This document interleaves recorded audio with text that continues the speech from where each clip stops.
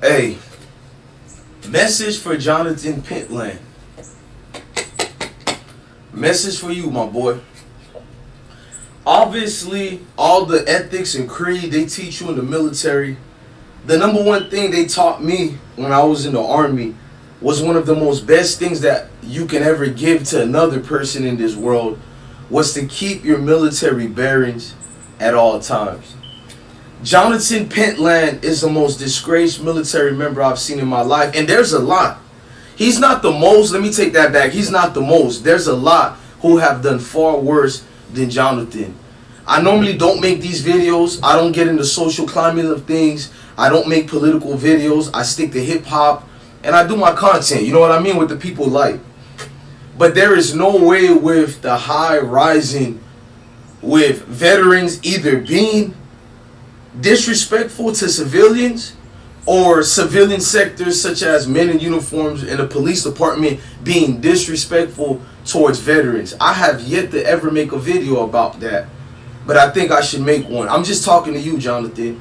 I'm not coming here through the perspectives of Black Lives Matter. I'm not coming through the perspective of conservatives, Dems, none of that. I'm talking to you, to another brother in arms. Key word, brother. We supposed to be brothers, man. We all know how the army really is. We all know the racial tendencies of the military. We all know that. I've had a lot of friends in the military who are from Arkansas, Bama, and all that, who told me face to face they've never really seen a black person or you know, just etc. And I have yet to make an outcry, talk about racism. I learned to take a mindset and make it into a form of unity where strength in numbers is more important than individual, you know, racial tendencies or individual preference towards who you like or not. I've always seen the military as a place to take the most worst dirt, a place to take the most scumbags of people in this world and get them together and become a brotherhood. That's what the military was to me. For you to engage in a conflict with a civilian, a pedestrian walking in the street, in his neighborhood of that Somerset area, might I add, for you to exude your brute strength, you look like you weigh 300 pounds of muscle, my dude. For you to come out the way like I'm gonna be the Neanderthal savior of the world because two females called you out, it is unremarkable. First of all, I don't think it's wrong at all for any military man to defend his community and the quote-unquote tight-knit. And if it was so tight-knit, there was a protest in front of your yard. Hundreds of black folks gathering in front of your yard. Where is this tight-knit community to gather around you? If I'm you, I would look at that community like this white ideology, this white, we're white so we're right and we stick together. It did not get displayed yesterday. Where was this camaraderie, this brotherhood of you and your white so-called tight-knit community? It wasn't there. But I did see a tight-knit community. I seen a tight-knit community that got your BS out of here. It sure did. All that greatness you guys profess and speak, and the fact that you're a drill sergeant, dude. You are a United States Army drill sergeant. It's worse than a soldier doing what they did that day. You are in a leadership position. You're supposed to be a leader of men.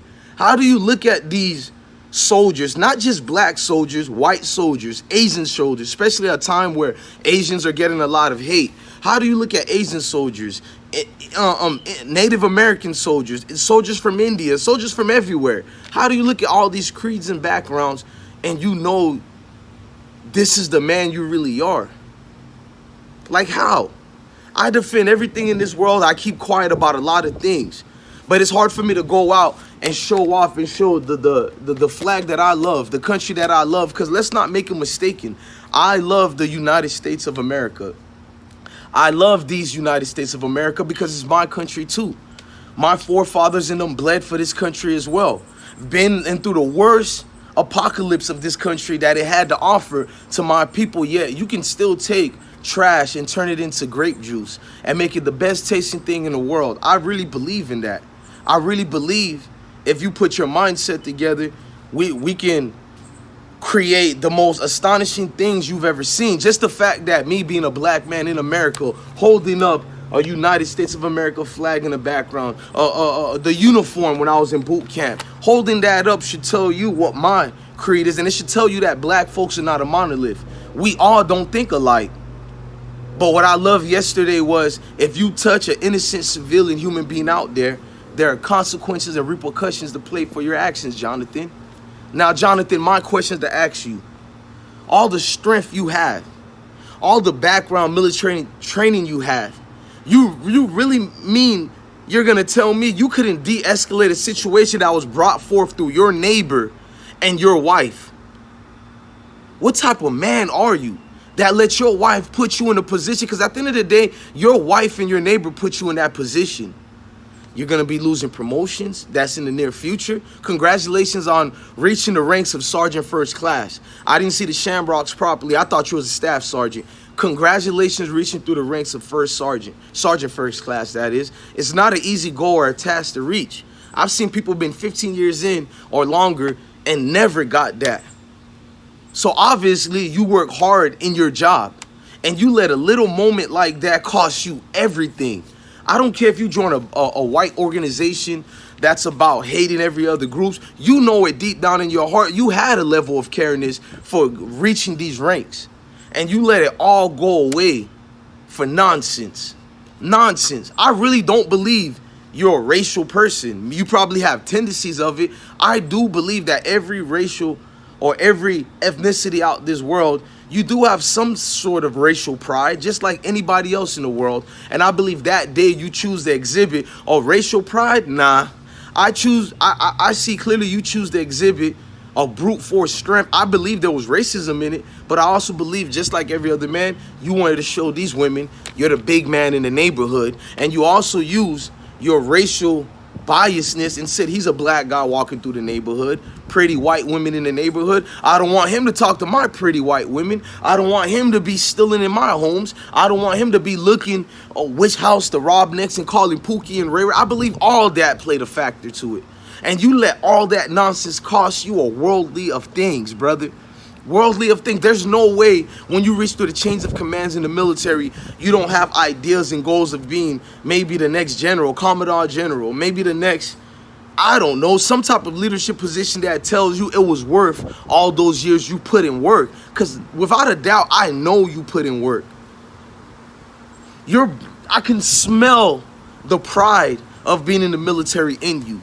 I know you're crying at home right now. And that's the revenge that I got. See, a lot of people are not in the military. Me being a military member, my revenge was to sit back, and I can smell the travesty you just did to your family, brother. I have no hate towards you. None of that. I know people say there's a time to love and there's a time to hate. I can't hate something that's dead already.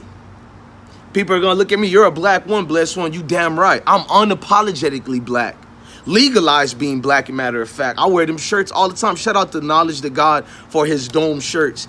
I am unapologetically black. And I think we need to start legalized being black by doing videos like this. Don't just start yelling at people, rapping. Let that man know what it means and what it feels. I know it won't matter to them, but it will open the eyes of many to what we go on and go through every day. We're not just a group of BLM or a group of protesters. We're living, breathing human beings that had enough. And that had enough can have chain of events to turn to something very nasty out here for everybody. And I don't think anybody's ready for that type of fight and that type of war. So if I can do a video to de-escalate things, then I will. I don't do political videos on this channel. Nor you should sit back and get ready to see many political videos. I don't try to change what the world is already. The world is unfair, and the world is a real life jungle. And this message, the next part of this video, is not just for Jonathan. It's for people like you, me, and everybody around the world. It's time to get a grip of reality. This is the real world. This is not an isolated incident. This is the real reality of things we live in. We need to stop trying to get pinched or touch the stove when it's hot and start running around like chickens with our heads cut off and yelling that the stove is hot. We need to come to grips of things and understand this is the world we live in. It's not fabricated. It's not a facade. This is the reality of things. You can kumbaya, you can hold hands together, or you can go research and go get out your house for one day and realize this is the world we live in. I'm not telling you to accept it.